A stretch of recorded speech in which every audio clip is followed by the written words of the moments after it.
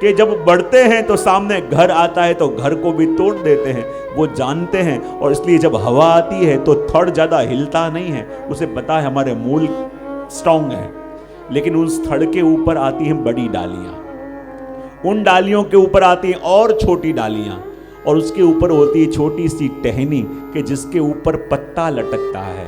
तो उस पत्ते को यूं लगता है कि जिस छोटी सी टहनी पे मैं लटका हूं मेरे मूल ये है।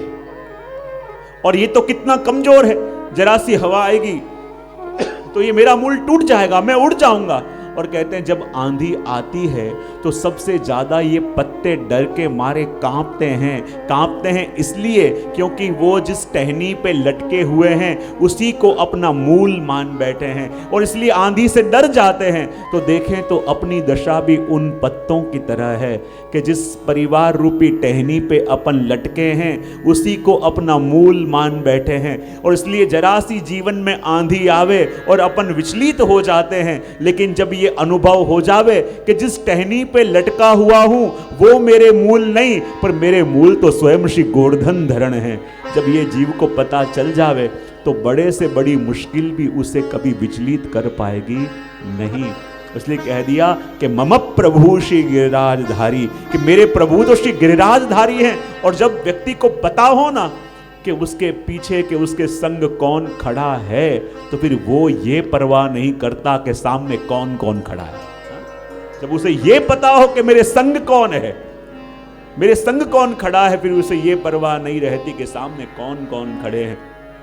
और जब व्यक्ति को ये पता चल जाए कि मेरे प्रभु गिरिराजधारी सदा मेरे संग हैं, फिर उसे कोई विचलितता नहीं रहती। ये बात द्वितीय श्लोक के अंदर करके आगे तृतीय श्लोक के अंदर प्रवेश करते हुए श्री महाप्रभु जी कह रहे हैं कि मेरे प्रभु कैसे हैं, क्या लीला करते हैं, तो उसका वर्णन करते कहें वेणु स्वनानंदित पन्नगारी रसातला नृत्यपद प्रचारी क्रीडन् वयस्या कृति दैत्यमारी मम प्रभु श्री गिरिराजधारी मम प्रभु श्री गिरिराजधारी मम प्रभु श्री गिरिराजधारी वेणु स्वनानंदित पन्नगारी रसातला नृत्यपद प्रचारी क्रीडन् वयस्या कृति दैत्यमारी मम प्रभु श्री गिरिराजधारी मम प्रभु श्री गिरिराजधारी मम प्रभु श्री गिरिराजधारी। सब एक साथ मम प्रभु श्री गिरिराजधारी मम प्रभु श्री गिरिराजधारी। तीसरे श्लोक के अंदर श्री महाप्रभु जी कह रहे हैं, अभी थोड़ा ऐसे रहने देना। तीसरे श्लोक के अंदर श्री महाप्रभु जी कह रहे हैं कि मेरे प्रभु कैसे हैं, तो कहा वेणु स्वनानंदित पन्नगारी रसातला नृत्य पद प्रचारी। सबसे पहले कहा कि मेरे प्रभु कैसे हैं कि जो वेणु नाद करके और मयूरों को आनंद देते हैं। वेणु स्वनानंदित पन्नगारी, और कहते हैं वेणुनाद करके आनंद किसको देते हैं? मयूर को। बोले क्यों? क्योंकि मयूर भी प्रभु को इतना ही प्रिय है, और मयूर को सुख इसलिए देते हैं क्योंकि जब जब प्रभु को भी काम पड़े तो भगवान ने अनेक अनेक अवतार तो लिए हैं, पर जब काम पड़े तब भगवान मयूर अवतार भी लेते हैं। अपन को लगे कच्छप अवतार सुना है, ये मत्स्य अवतार सुना है, बोले ये अलग अलग सारे वराह अवतार इत्यादि सुने हैं, लेकिन मयूर अवतार प्रभु कब लेते हैं? और मयूर अवतार प्रभु ने कब लिया? तो कहते हैं कि जब एक बार मोर कुटी पे प्रभु विराज रहे थे, राधा जी विराज रहे थे, और राधा जी ने प्रभु से विनती करी कि प्रभु मेरी ऐसी इच्छा है कि आप आज मेरे सौंदर्य का वर्णन अपने मुख से करो। प्रभु ने कहा ठीक है। और जब वर्णन करने की बात आई तो प्रभु राधा जी का दर्शन करके और वर्णन करने लगे। अरे राधा जी क्या बताऊं, आपके केश की लट जब मुखारविंद पे आती है तो ऐसे लगता है कि जैसे हजारों भ्रमरों का झुंड जैसे कमल के रस का आस्वादन करने के लिए आ गए हो, ऐसे ही आपकी घुंघराली लटें ऐसे लगती हैं। अरे आपके मस्तक की जो शाम बिंदी को देखें तो उन भ्रमरों का सौंदर्य भी लज्जित हो जावे। अरे क्या बताऊं श्री राधा जी, आपके नेत्रों का सौंदर्य यदि देखें तो वो मयूर भी लज्जित हो जावें, क्योंकि जैसी चपलता चारुता उन मयूरों के नेत्रों में है वैसी ही चपलता चारुता है राधा जी आपके नेत्रों में है। और यदि आपकी नासिका का दर्शन करें तो वो शुक भी लज्जित हो जावे कि जिस शुक को अधिक सुख यदि गौरव अपने चोंच की मरोड़ पे है, लेकिन जब वो आपकी नासिका की मरोड़ को देखे तो उसको भी अपना सौंदर्य फीका लगने लगे। अरे क्या बताऊं, जब वो आपके इस नेत्रों को देखे, ब्रवरों को देखे, तो ब्रवरों को देख के वो धनुष की कमान भी उसे फीकी लगने लगे। यदि आपकी ग्रीवा की हलन चलन को देखे तो वो जो कबूतर है उसका सौंदर्य भी फीका लगने लगता है, क्योंकि जैसे कबूतर की हलन चलन होती है वैसी श्री राधा जी के ग्रीवा की हलन चलन है। और वर्णन करते करते जैसे ही प्रभु ने कह दिया कि यदि राधा जी आपके मुखारविंद का दर्शन करें तो चंद्र भी फीका लगे, जैसे आपका मुख है वो मुख नहीं, मुख तो चंद्र है। और जैसे ही राधा जी के मुखारविंद को चंद्र की उपमा प्रभु ने दे दी और ये वस्तु राधा जी को अच्छी लगी। बोले क्यों? राधा जी ने कहा कि चंद्रमा में तो दाग भी है, क्या मेरे पर दाग है? ये चंद्रमा की तो वृद्धि भी होती है और क्षय भी होता है, तो क्या मेरा भी आपके प्रति प्रेम क्या ऐसा है कि जिसमें वृद्धि और क्षय दोनों है? राधा जी को ये बात पसंद नहीं आई और राधा जी मान करके और जाके वहां मोरकुटी पे विराजमान हो गए। और जैसे ही मोरकुटी पे विराजमान हो गए, प्रभु को पता चला कि राधा जी ने मान किया है और मान करके वहां बैठे हैं और बैठ के मयूरों का नृत्य देख रहे हैं। अब प्रभु को लगा कि मैं राधा जी को मनाऊं कैसे, और जब मनाऊं कैसे ये इच्छा मन में जागी तो चुपचाप प्रभु गए। और प्रभु गए और क्या किया, मयूरों के नाचने के कारण जो मोर पंख वहां पड़े थे उन मोर पंखों को इकट्ठा किया और मोर पंखों को अपने पीछे लगा के जैसे मयूर उच्च स्वर से गान करे वैसे जब प्रभु गान करने लगे तो जितने भी मोर वहां खड़े थे दंग होके देखने लगे कि ये अद्भुत मयूर कहां से आया। और जैसे जैसे प्रभु ये मोर बन के आवे और अपने चरणों से ताल देवें, मानो उस समय मेघ भी उनका साथ देने के लिए आ गए, या मयूर अपने चरणों से ताल देवें और वहां मेघ जैसे तबला बजा रहे हो ऐसे वो गरजे, जैसे जैसे वो गरजे वैसे वैसे मयूर उच्च स्वर से गान करने लगे और ऐसा आनंद आवे। राधा जी भी देखें ये अद्भुत मोर कौन सा आया है, और कभी अपने पंख को फैला के अपने घुटनों पे ऐसे प्रभु गोल गोल गोल गोल घूमे कि वहां खड़े हुए सारे मोर देखने लगे। अरे ऐसा अद्भुत मोर तो आज से पहले कभी नहीं देखा। और जितनी भी मोरनियां वहां नाच रही थी उनको लगा कि ऐसा अद्भुत मोर तो पहले कहीं नहीं आया, और सारे मोरों को छोड़ के सभी मोरनियां आके इस अद्भुत मोर के आसपास नाचने लगी। उन मोरों ने विचार किया कि मोर भी दो प्रकार का नृत्य करते हैं, एक मेघ को देख के जो नृत्य करते हैं वो खेल प्रधान होता है, और अपनी मोरनी को देख के नृत्य करते हैं वो रस प्रधान होता है।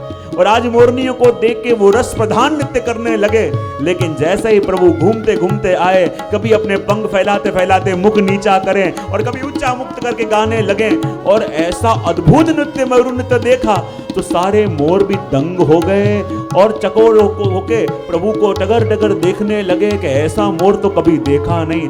और राधा जी भी कहें देखो तो सही कैसा सुंदर मयूर है और कितना अद्भुत नृत्य करता है। और राधा जी बार बार बलैया लेने लगी, और तब प्रभु को लगा कि अब राधा जी का थोड़ा क्रोध शांत हुआ है तो चुपचाप जाके माफी मांग लो। और घूमते घूमते प्रभु आवे और बार बार राधा जी के चरणों पे झुके।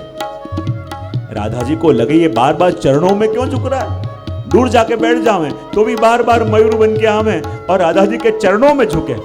राधा जी को लगे बार बार ये चरणों में क्यों झुक रहा है, और तब पता चला कि ये मोर और कोई नहीं, ये हमारे प्रभु ही मयूर अवतार लेके आए हैं। और जहाँ ऐसे मोर की तरह देखा और राधा जी को जोर से हंसी आ गई, और जहाँ राधा जी को हंसी आ गई और कहते हैं कि राधा जी का मान दूर हो गया, और ये मोर के स्वरूप को धारण करके प्रभु ने राधा जी का मान भी दूर किया। इसलिए कहते हैं कि वेणु स्वनानंदित पन्नगारी, कि प्रभु ये मयूर नृत्य करके अपने राधा जी को भी बनाते हैं।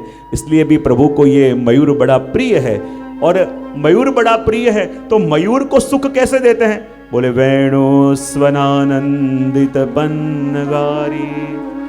कहते हैं कि देखो ये मयूरों को सुख कब मिले? जब आकाश में काले काले बादल आवे तब। और आकाश में काले काले बादलों को जब देखें तो मयूरों को सुख मिलता है। लेकिन हमारे प्रभु क्या करें, कई बार मेघ की तरह गंभीर वेणुनाद प्रभु करते हैं। जैसे बादल घूम घूम करे और बादल जैसे घूम घूम आवाज आवे, और वैसी वेणु का नाद जब श्री गिरिराज जी के ऊपर खड़े होके प्रभु करते हैं तो मयूरों को भ्रम होने लगता है कि क्या ये वर्षा ऋतु आ गई है।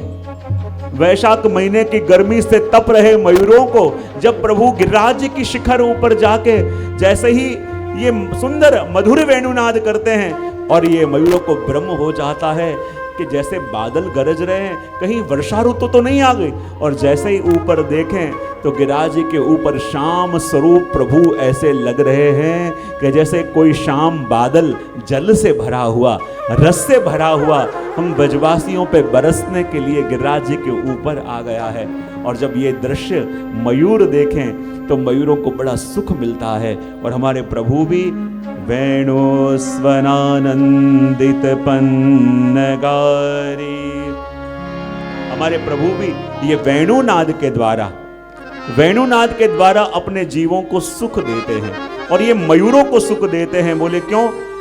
क्योंकि मयूर निष्काम भी है।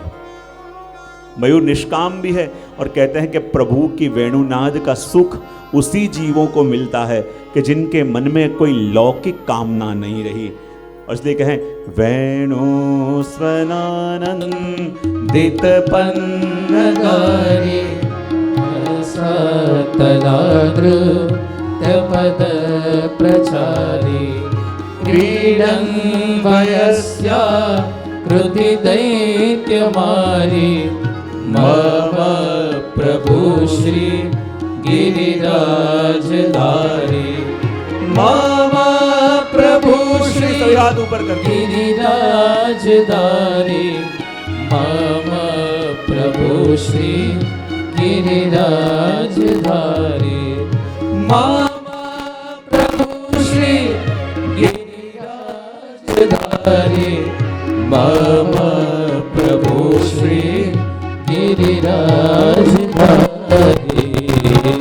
तो श्री महाप्रभु जी आज्ञा कर रहे हैं और कह रहे हैं कि हमारे प्रभु कैसे हैं? बोले वेणु स्वनानंदित पन्नगारी। हमारे प्रभु ऐसे हैं जो अपने निज जनों को सुख देते हैं। बोले किसके द्वारा? बोले अपनी वेणु के द्वारा। और वेणु के द्वारा सुख देते हैं। और देखो तो सही, ये सुख देने के लिए भी आज प्रभु ने निश्चय किसको किया है? बोले पन्नगारी, ये मयूरों को।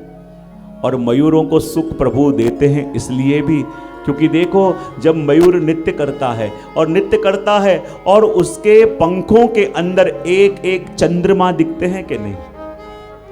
और एक एक चंद्रमा दिखते हैं तो चंद्रमा को देख के प्रभु को लगता है कि ये चंद्रमा नहीं, ये तो राधा जी का मुख चंद्र है।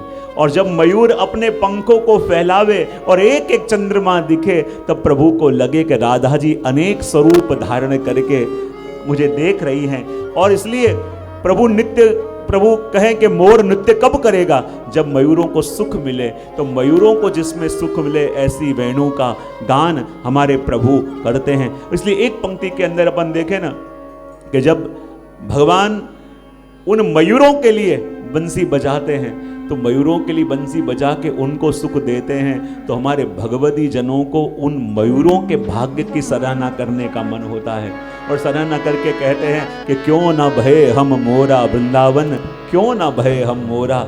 हे प्रभु, हमें कोई बड़े ज्ञानी, बड़े योगी, कोई बड़े देवों का भी अवतार नहीं चाहिए। हे प्रभु, हम ऐसी कृपा आप करो कि हमें वृंदावन में कोई मोर बना के जन्म दे दो, क्योंकि ये मयूर बन के हम गिरिराज जी के ऊपर रहेंगे और प्रभु के नित्य दर्शन करते रहेंगे। इसलिए तो हमारे भगवदियों ने बहुत सुंदर अपने अष्टाव की वाणी में कहा है, क्यों न भये हम मोर वृंदावन, क्यों न भये हम मोर, क्यों न भये हम मोर।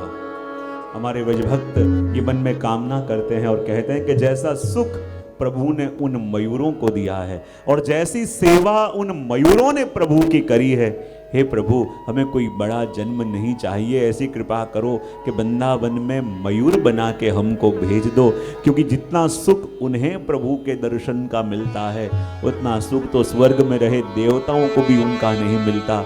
इसलिए कह दिया कि वेणु स्वनानंदित पन्नगारी रसातला नित्य पद प्रचारी। और कहते हैं कि भगवान ने अपनी नित्य कला का सबसे अधिक प्रचार कहाँ किया है, तो कहते हैं पाताल लोक में, रसातल में। कहाँ पे? अपन को लगे कि प्रभु ने प्रचार वहां कब किया? क्या पोस्टर लगाए थे वहां पे कि बहुत अच्छा नृत्य करते हैं? क्या लोगों को वहां पे प्रशंसा करने भेजा था? तो कहते हैं कि श्री महाप्रभु जी कह रहे हैं कि प्रभु ने सबसे अधिक प्रचार अपनी नित्य कला का कहाँ किया? बोले रसातल में। रसातला नित्य पद प्रचारी। प्रभु ने अपनी नित्य कला का सबसे अधिक प्रचार रसातल में किया। बोले क्यों?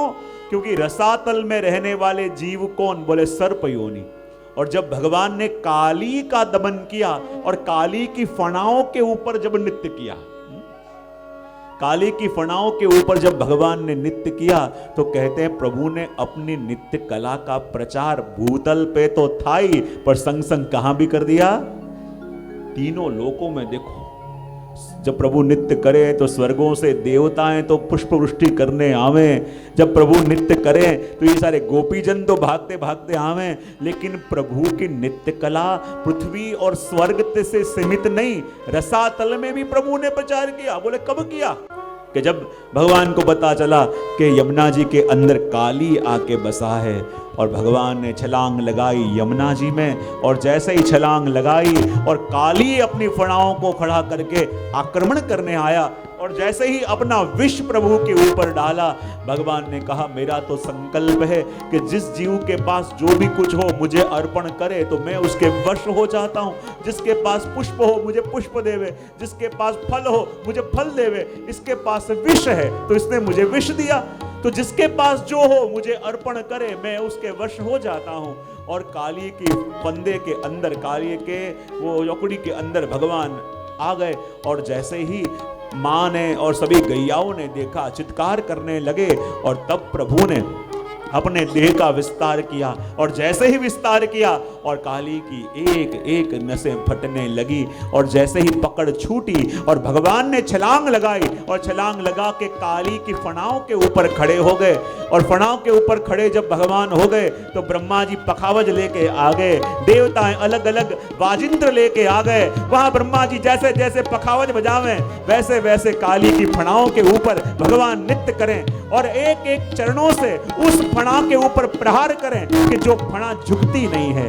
और जैसे जैसे अपने चरणारविंद से काली की फणाओं के ऊपर प्रहार करें, कभी रक्त उड़ के आवे, कभी विष उड़ के आवे और ऐसे लगे कि मानो प्रभु नृत्य कर रहे हैं और उनका पूजन करने के लिए देवताएं आ गए हैं और देवताओं ने रक्तमणि और नीलमणि से प्रभु की सेवा करी हो, ऐसा आज दर्शन लग रहा है। कभी रक्त के छींटे, कभी नील विष के छींटे और ऐसा अद्भुत नृत्य प्रभु कर रहे हैं। शिव जी के तांडव के बारे में तो अपन ने बहुत सुना हो, लेकिन आज भगवान कृष्ण ने काली की फणाओं के ऊपर ये नृत्य किया है। और जैसे जैसे नृत्य करें वैसे वैसे काली की फणाएं यों यों होने लगे, जो जो फणा डोले प्रभु प्रहार करें। और ऐसा अद्भुत नृत्य जब भगवान ने ये नाग के ऊपर किया और नाग पत्नियां भी हाथ जोड़ के वहां आ गई और हाथ जोड़ के आ गई और आके विनती करने लगी कि हे प्रभु अब हमारे पति को क्षमा कर दो। प्रभु ने कहा क्यों? देखो इसने पूरे यमुना जी में विष फैला दिया है, इसके विष के कारण कई जीव मर गए हैं। तो नाग पत्नियों ने हाथ जोड़ के कहा कि प्रभु थोड़ा मॉनिटर बढ़ा और ऐसे ही रहने देना, बार बार चेंज मत करना। और जैसे ही बिल्कुल ऐसे ही, जैसे ही नाग पत्नियां वहां हाथ जोड़ के स्तुति करने के लिए आई और भगवान से विनती करी कि प्रभु अब आप हमारे पति नाग का क्या करोगे। भगवान ने कहा कि मैं तुम्हारे पति इस कालिए को दंड दूंगा। और जैसे ही कहा दंड दूंगा तो नाग पत्नियां हंसने लगी। भगवान को आश्चर्य हुआ, कहने लगे मैं कह रहा हूं तुम्हारे पति को दंड दूंगा और तुम हंस रही हो। तब नाग पत्नियों ने एक वस्तु कही, प्रभु आप अपने आप को जितना नहीं जानते ना, इतना आपके भक्त प्रभु आपको जानते हैं। प्रभु ने कहा क्या कहना चाह रहे हो। बोले अभी आपने कहा कि आप ये काली को, हमारे पति को दंड दोगे, पर हम ये जानती हैं कि आपको दंड देना आता ही नहीं, आपको सिर्फ कृपा करना ही आता है। प्रभु ने कहा क्या बात कर रहे हो, मुझे दंड देना नहीं आता, अभी दंड देता हूं। ये विचार करके भगवान ने छलांग लगाई और काली की फणाओं के ऊपर आ गए और जोर जोर से अपने चरणों का प्रहार काली के माथे पे करने लगे। बताओ अब दंड दे रहा हूं कि नहीं दे रहा हूं। नाग पत्नियों ने हाथ जोड़ ली और कहे कृपानाथ, आपके चरणों की जिन सेवा के लिए लक्ष्मी जी तरसें, ये चरण उनको न मिले। जिन चरणों की प्राप्ति के लिए बड़े बड़े देवता तरसें, ये चरण उनको भी न मिले। और वही चरणारविंद स्वेच्छा से आपने काली के माथे पधरा दिए, तो प्रभु ये दंड है कि कृपा है। भले प्रभु आप कहते हो कि आप किसी को दंड देते हो, पर हम ये जानती हैं कि आपको दंड देना आता ही नहीं, आपको सिर्फ कृपा करना आता है। प्रभु ने कहा अच्छी ऐसी बात है। बोले हाँ अभी दंड दूं। ये विचार करके छलांग लगा के भगवान नीचे आ गए और नीचे आके अपने हाथों से काली के माथे पे प्रहार करने लगे कि देखो अब दंड दे रहा हूं कि नहीं दे रहा हूं। तब नाग पत्नियों ने हाथ जोड़ के कहा कृपानाथ, आगे गोपी गीत के अंदर गोपियां गा गा के थक जाएंगी कि आपका श्रीहस्त माथे पधराओ, श्रीहस्त माथे पधराओ। तो जो श्रीहस्त आपने उन गोपियों के माथे नहीं पधराया, वही श्रीहस्त आपने इस काली के माथे पधरा दिया, तो प्रभु ये दंड है कि कृपा है। भले आप कहते हो कि आप किसी को दंड देते हो, पर हम आपको जानते हैं कि आपका स्वभाव ऐसा है कि आपको दंड देना आता ही नहीं, आपको सिर्फ कृपा करना आता है। क्योंकि जिसके पास जो होगा वही तो दे पाएगा। प्रभु के पास कृपा ही है, तो कृपा के अलावा प्रभु देंगे तो भी क्या देंगे। प्रभु उसके अलावा कुछ दे ही नहीं सकते। कई बार वस्तु अपन को मिलती है लेकिन समझ में नहीं आता, इसलिए थोड़ी दिक्कत हो जाती, क्योंकि प्रभु के पास कृपा के अलावा हमको देने के लिए कुछ है ही नहीं। लेकिन गड़बड़ क्या हो जाती है, मैं कई बार कहता हूं ना कि आजकल कई बार ऐसा होता नहीं है कि चाहा कुछ था और मिला कुछ,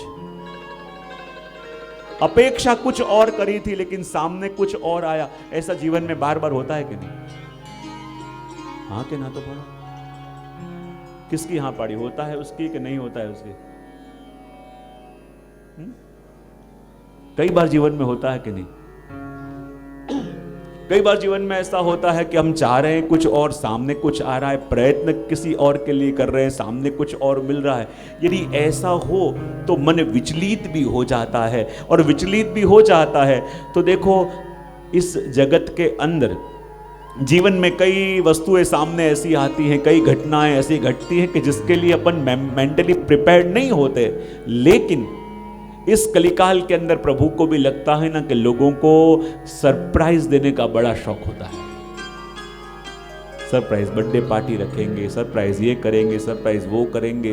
तो देखो मन में कुछ सोचा था और सामने कुछ आया, तो मानना कि ये प्रभु का सरप्राइज गिफ्ट है।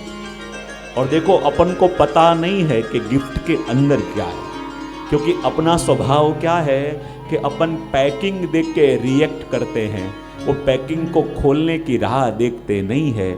जैसे मैं आपको कहूं कि आपने टीवी ऑर्डर कर दिया हो, तो आपने टीवी ऑर्डर किया था लेकिन उसका बॉक्स खत्म हो गया था, तो आपको टीवी ही भेजा लेकिन एयर कंडीशन के बॉक्स के अंदर रख के भेजा। अब आपके पास बॉक्स आया तो आप खोल के देखने की तसदी लोगे कि फिर बॉक्स देख के ही रिएक्ट करोगे? सही सही बोलना। अपना स्वभाव क्या है कि पैकिंग खोल के चेक नहीं करेंगे, अपन हमेशा बॉक्स देख के ही, पैकिंग देख के ही रिएक्ट कर देते हैं। तो देखो, प्रभु ने जो चाहा था वही भेजा है, लेकिन सिर्फ पैकिंग उसका अलग आ गया है। पैकिंग खुलने की थोड़ी प्रतीक्षा करो, पैकिंग खुलने की थोड़ी राह देखो, तो पता चलेगा कि आपने जो चाहा था वही आया है, लेकिन पैकिंग हमारे इच्छा के अनुरूप नहीं था, इसलिए मन विचलित हो रहा है। और जीवन में जो मिल रहा है उसके अंदर यदि रिजेक्शन का भाव आवे ना, तो वो वस्तु अपन को पीड़ा देने लगती है। लेकिन जीवन में जो भी मिले उसमें प्रभु के प्रसाद का भाव आ जावे, तो वही वस्तु अपन को ब्लेसिंग्स लगती है कि नहीं। जो वस्तु प्रभु ने अपने लिए पसंद करी है, तो अपन देखो, जब प्रभु के द्वारा जो भी मिले अपन को प्रसाद कहा जाए कि ना कहा जाए। प्रभु के द्वारा जो मिले वो प्रसाद होता है कि नहीं। तो आप यदि भोजन करने जाओ तो उसमें आपकी चॉइस चलती है, लेकिन यदि कोई प्रसाद के देवे तो शायद अपन को भाता हो कि न भाता हो, लेकिन प्रसाद नाम आवे तो आप कोई भी प्रकार की बात करे बिना उसे स्वीकार करते हो कि नहीं।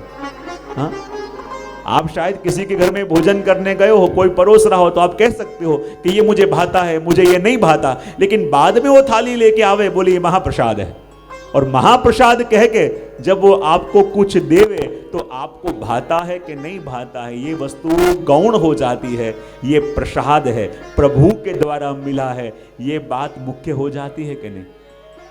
तो जीवन में जो भी मिलता है, जीवन में जो भी पाते हैं, जीवन में जो भी सामने आवे, उसके अंदर अनिच्छा का भाव आवे ना, तो वो अपन को पीड़ा देता है। लेकिन यदि ये भाव रखें कि ये प्रभु के द्वारा मिली हुई वस्तु प्रसाद है, प्रभु के द्वारा सामने आई परिस्थिति प्रसाद है, और जब प्रसाद भाव मन में आ गया तो अपने आप वो वस्तु की असर बदलनी शुरू हो जाती है। पहले अपन अभाव देख रहे थे, लेकिन अब कृपा देख रहे हैं। और जब कृपा देखना प्रारंभ करोगे तब अपने आप वस्तु ब्लेसिंग्स उसी दिन से बननी प्रारंभ हो जाएगी। और जो वस्तु हमें पीड़ा दे रही थी वही वस्तु अपन के ऊपर कृपा का संचार करने लगेगी।